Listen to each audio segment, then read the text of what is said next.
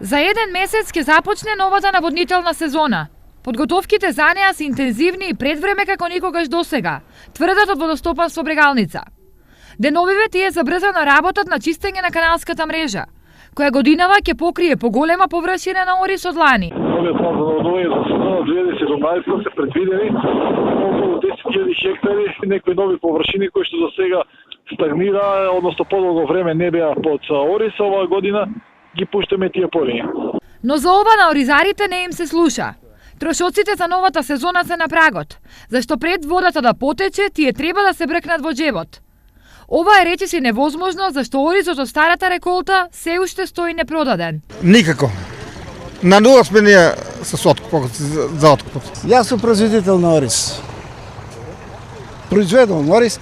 Цената е послаба према други години, не послаба, него слаба е цената. А од кои причини е шо е, не знам.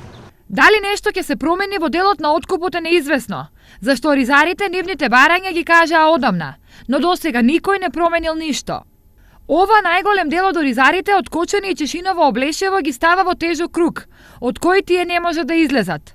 Од една страна е навиката и неможноста да се најде друга работа за екзистенција, од друга се помалата исплатливост на белото злато. Или народски кажано, угоре високо, удалу длабоко, во средината нема живот.